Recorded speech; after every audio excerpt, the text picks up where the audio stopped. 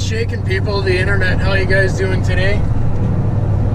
Now, this is a video that I've been wanting to do for quite some time now. I know I've only been doing the YouTube for 2 months, give or take. But this is one topic I've always wanted to talk about, and I've never quite had the opportunity to get a very good video out of my other camera due to the audio. So here goes. Today I'd like to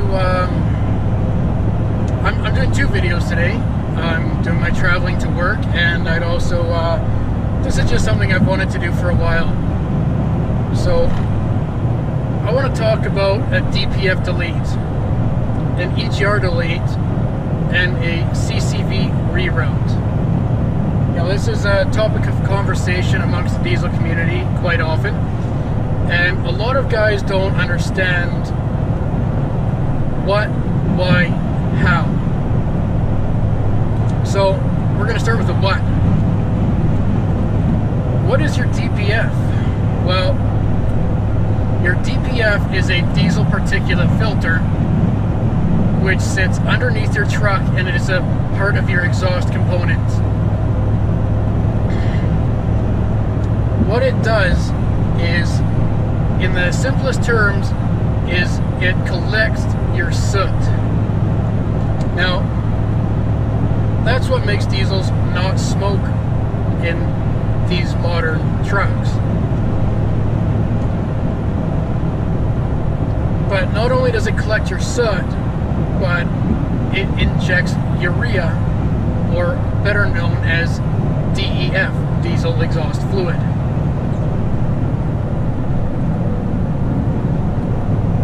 And what is your EGR? Your EGR is, it recirculates the exhaust gases back through your intake.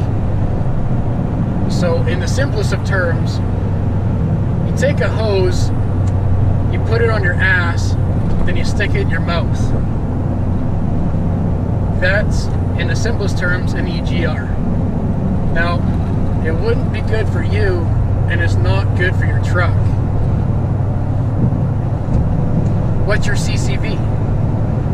Essentially, it's the same thing, except it takes crankcase gases. It's your crankcase vent. It takes your crankcase gases and it cycles that also back through the intake, and both things try to burn off any excess things that can be burnt, essentially. So that's what the 3 things are.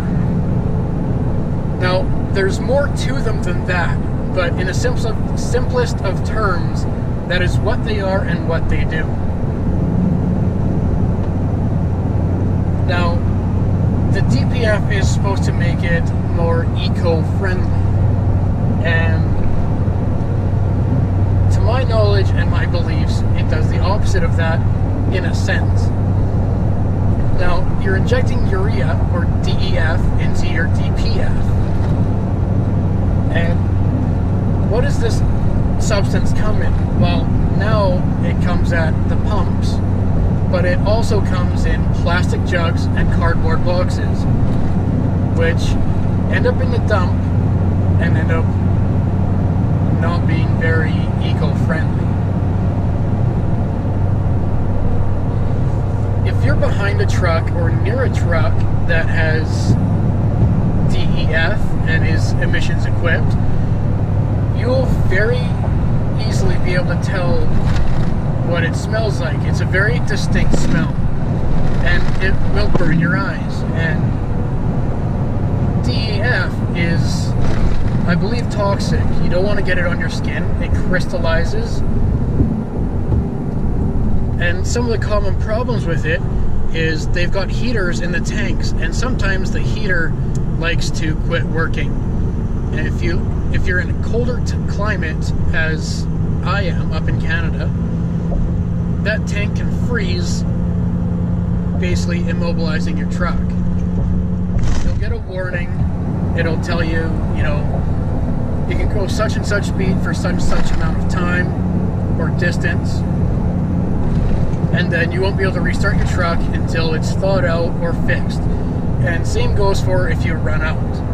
Now, if you run out of DEF or you're coming close to running out, you can't simply just throw a 4-liter jug in and call it good.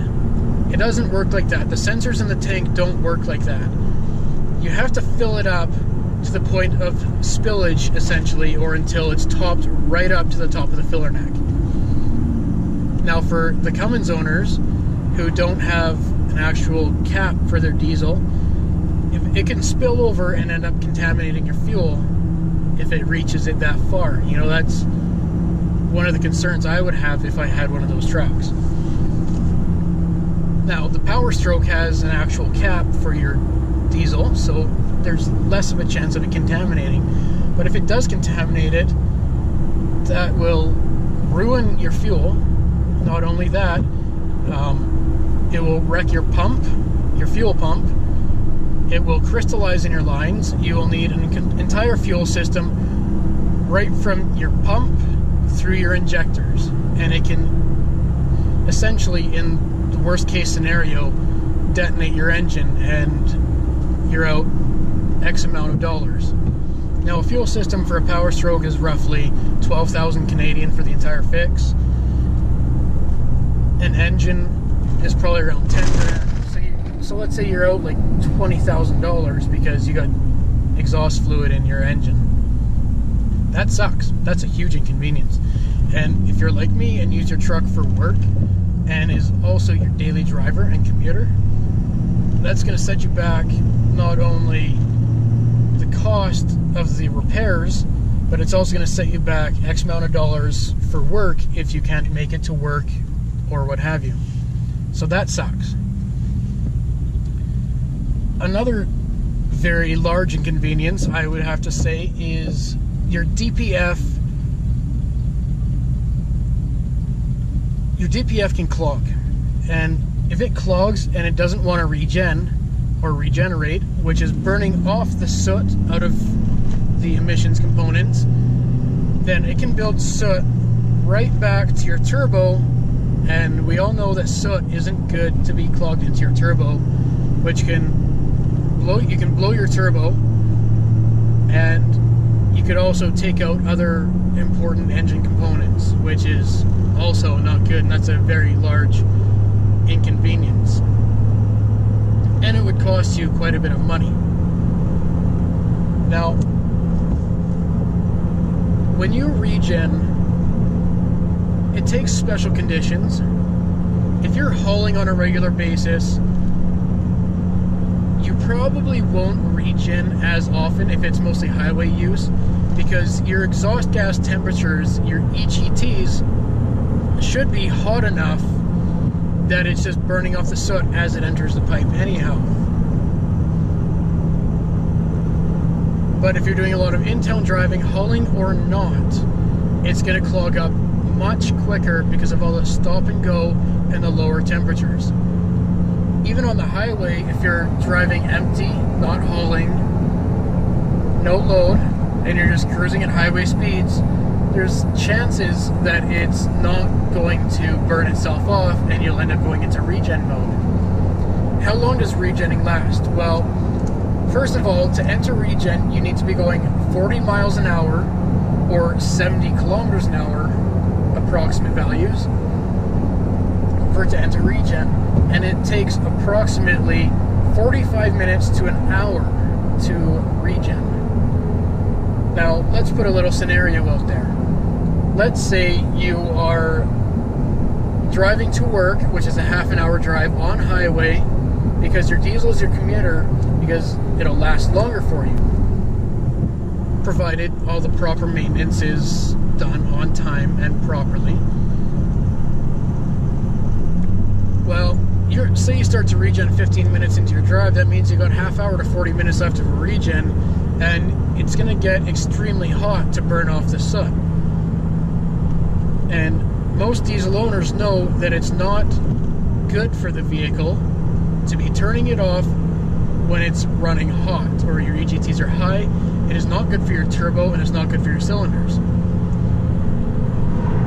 So you're going to want to leave early for work just in case it happens every day, and it burns a lot more fuel. It'll burn approximately 1/8 to 1/4 of a tank each regen cycle, which, you know, over the course of a year or 2 years or 10 years, so on and so forth, that adds up quite a bit, and that, you know, that's so much fuel that you shouldn't have to be burning, which leads me back to the fuel efficiency and the eco-friendly.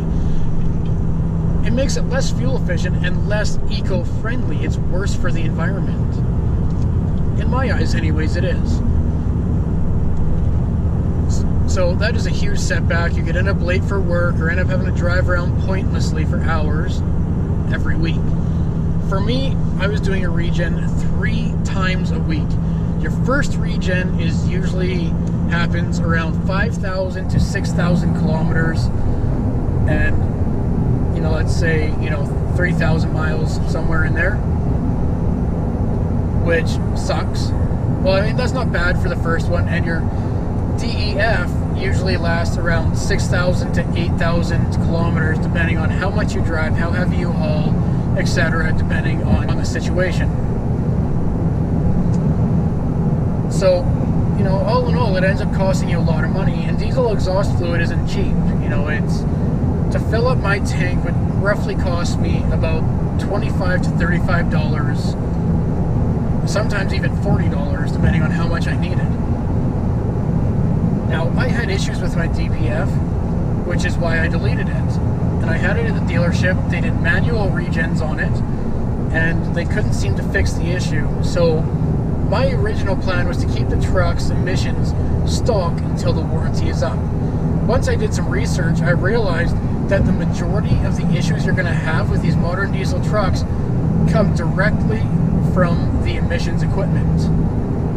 So now that I have that out of there, I deleted my truck at around 6,000 miles or 10,000 kilometers, and now I am at 67,135 kilometers, almost at 70,000, with 0 issues once I received the proper and quality tuning. The EGR can clog up and restrict your intake flow, coolant flow through it, and that is another big thing that would set trucks back in the past and the present. And CCV, I haven't heard of many failures or issues with them, but it's just a little peace of mind to have that taken out.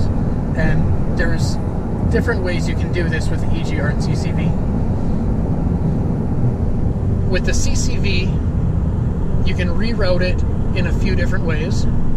One being, you can have it just atmospheric. You can have it dropping onto the ground underneath the engine, but you'll have oil dripping and crankcase gases coming out of there, which do have quite a foul smell, and you'll end up with oil drips on the ground quite often. And then another way to do it is to have a catch can, which you have to dump. I'm not sure how regularly, because I haven't done it myself, but I'm gonna say once a month, approximately, depending on your situation, your driving, etc. And then another way is you can have it dumped behind your truck, so you don't have the smell over your rear axle, but you're still going to have the drips and some of the smell when you're walking behind a truck. Or another option is you can have it go into your exhaust. You can drill a hole into your exhaust and have it set up to be put into there, and the vacuum that the exhaust creates will also pull the oil out of the lines, burn it off in there, no smell. Which I believe, when I do my CCV reroute, that's the exact route that I'm going to go, is burning it off in my exhaust. For the EGR, there's many different options. I haven't actually deleted my EGR. It is still intact, but it is unplugged, and the EGR is turned off through the tuning, which is a solution, but I wouldn't run it long term, as it can still have components that fail. Now, I'm going to take this time to apologize for the little bit of shakiness. I am on a pretty rough highway right now. And my GoPro is currently sitting on my windshield, which, you know, it's going to vibrate, the GoPro. So there's a few different options. I haven't done a lot of research on how I want to do my EGR lead. I do know I want to remove it and the cooler completely, so I'll be having to get a kit for that. I know that the manifold bolts do like to snap off. So one thing that I was told to do is get the truck up to operating temperature, let it cool for a minute, as you would anyhow, shut it down, and then it'll be a lot easier to take the bolts out, and they shouldn't snap because everything's warm and looser. Also, giving the bolt a slight tap with a hammer, should free them up enough in there that they won't be binding on anything, and they should be able to come out a little easier. There's a few different tricks to doing it. I've been told candle wax in the bolts works, or dripping a little engine oil down there works, because it doesn't evaporate the way it would if you sprayed WD-40 or liquid wrench into there. Heating up the bolts with a torch, like a tiny little butane torch, would probably work. But I'm going to say that the most effective and efficient way to do it would be getting it up to operating temperature and then cooling it down once it's safe to do so, and then removing it right away. Now for the DPF, there's many different exhaust options you can run. You can run, you know, if you work off your truck, you can have stacks or a headache rack with stacks incorporated. See, stacks are nice if you work off your truck or hook up trailers on a regular basis, so you don't have the exhaust in your face all the time. I know a lot of people run them just for the look, and they like to be coal rollers and whatnot, but there actually is a purpose behind stacks, such as welders, etc. People who weld off their trucks. I've contemplated the stacks, but I don't really think I want to do that at this stage. Or you can run a race pipe, which is literally, you take out the DPF and then a pipe bolts in place where the DPF, SCR, and the muffler once was.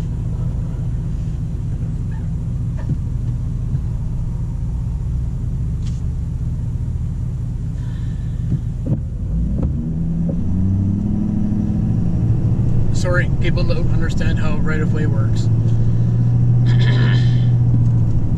Now, you can also get a 5-inch straight pipe from the downpipe back. You cannot run a larger downpipe in these Power Strokes. I'm sure you could, but there's not a bunch of room to be wiggling around in there, and it would just end up being quite a fuck around. So you can run a 5-inch downpipe back straight pipe to an axle dump or whatever your tastes are. You can run mufflers with them, or you can run a 4-inch. I chose the 5-inch because I haul regularly, and I was always under the impression, and I've been told by multiple people, that it will keep your exhaust gas temperatures down, whereas if you run a diesel, you understand why that is important. Tuning is the next thing. Lots of people don't know this, and I always see this question coming up in forums. Can you delete any of your emissions equipment without tuning? Can you just take it out and run it? No. Simple. No, you cannot. You can. Well, you can, but your truck won't run. You won't be able to drive. You'll have dead pedal, basically. So you need a tuner, a handheld device, or one that can go in your dash. What I chose and what I'll talk about is, for the Ford, is the SCT X4 is what I run. I had the SCT Livewire TS Plus, but I had multiple issues with it, and the unit itself was corrupting my tune files, which was very inconvenient. So you want a reputable tuner with a good handheld tuning device. The SCT X4 is a very good option for doing your deletes. You can also monitor with it. All your temperatures, your EGTs, everything. But you don't get many options for monitoring. And you can also monitor your DTCs, which are engine codes, etc. But it's very small, the screen is small, you gotta, you know, it's good for a temporary monitoring device. So you buy the tuner, and you can buy tunes from a reputable tuner. You upload them into your truck, and once you have all the emissions out, first you tune it, then you pull out the emissions and you fire it up. That way, if it doesn't work, you can always toss the emissions back in and return it to stock right away. I mean, you can do it whichever way you like, but make sure when you're tuning it, don't wiggle the wires, don't fuck around, make sure your battery is topped up. The first time you tune your truck, make sure you have it hooked up to a battery charger, because if your vehicle dies, your battery dies, while you're tuning your truck, you've basically got a very expensive paperweight until you get a new computer for it, which can be very pricey. Which is, you know, it sucks. And then make sure it's hooked up to a battery charger, it holds the charge. You know, you tune your truck. For the first time, make sure it's charged. After that, it's a little bit easier. It doesn't take as much power to tune it, but it does take up a lot of resources to tune a truck. Now, what I monitor with is an Edge Insight CTS2. It monitors everything.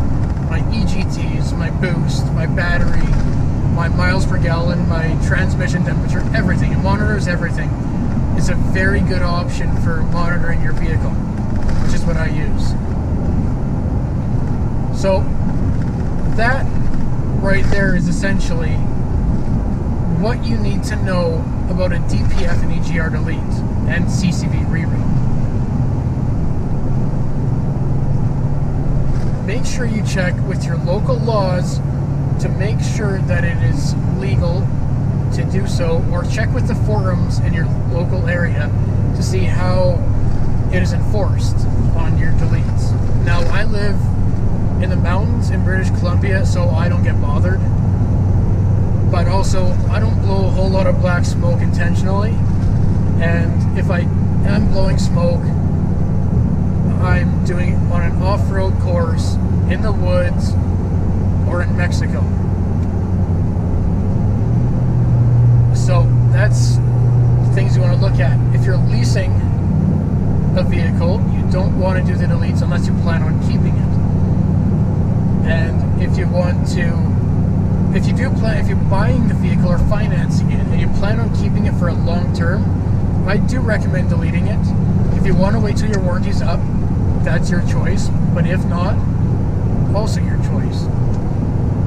I chose to not wait, and I have not looked back since, and I am very happy with the way it is. It's powerful, it's reliable, it's comfortable, it sounds good. The 5-inch straight pipe, which I run, is going to have a little bit of drone.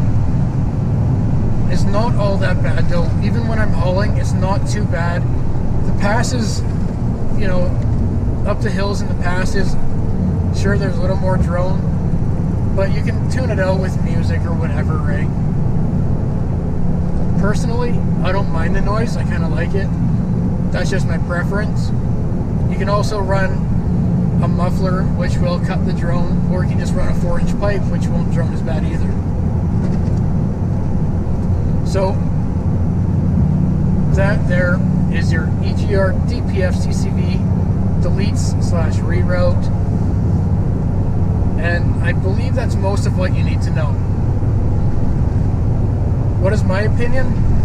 I believe if you're keeping the truck, delete it. Plain and simple, just do it, just delete it. Get out of the way, there's less headache. anyways, that's it for this video. If you like it, give me a big old like, smash that subscribe button, please. If not, oh well, leave me a comment. If you have any questions, don't hesitate to ask. I'm sure there's something I left out. So if you've got any questions at all, feel free to ask. I will reply. And